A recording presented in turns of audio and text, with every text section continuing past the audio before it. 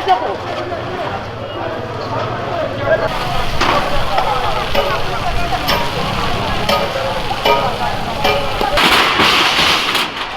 really understand what's happened over the last few weeks, we have to go right back to the point where Haiti overthrew France as a colonial power.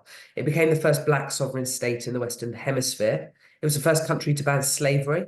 It coined the terms racism and white supremacy, which are widely used, as you know, today. And ever since that time, because Haiti had to pay France back for each slave that France considered its property, Haiti has been a very resource-rich but very impoverished country. Over the past 100 years, Haiti has been taken over, sometimes by the United States, sometimes by international actors. Haitians have not been allowed to elect their own leaders. 20 years ago, an elected leader, Aristide, was actually put on a plane and flown out of the country, and then a puppet and corrupt government was put in its place. The power vacuum that creates, where you have corruption, rich elites, and also have the people unable to bring themselves out of poverty for historic reasons, but also because of what's going on the ground and the international actors intervening, leaves a huge power vacuum. And into those power vacuum came the gangs. The gang violence has been on the rise for the past few years, starting with the assassination of the previous president. The Prime Minister, Ariel Henry, who resigned today, has actually been leading Haiti unelected for 30 months and refusing to bring in elections to allow Haitians to elect their own representatives and government. The gangs have been calling with a populist narrative to overthrow Ariel Henry. They've also been calling with a populist narrative to rid the country of corruption. But many of these gangs themselves were part of the government. Indeed, one of the gang leaders, who's known as Barbecue, was a police officer before he became gang leader.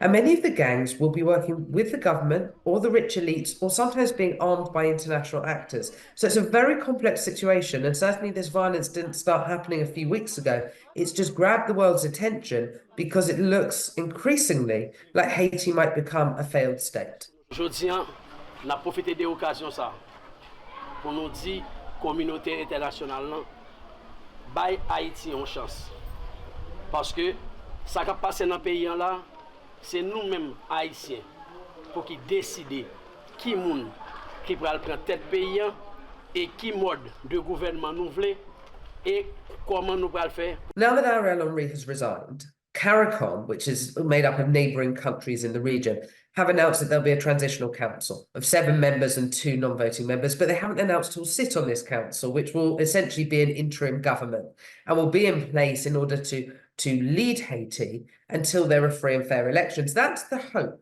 That's what all observers would want to happen.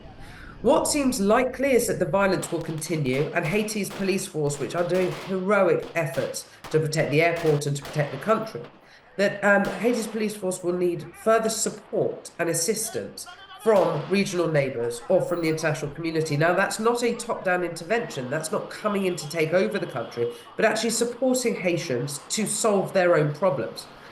It's likely that it will take many months before there are free and fair elections. We're talking about a very poor country where many people are doing subsistence farming.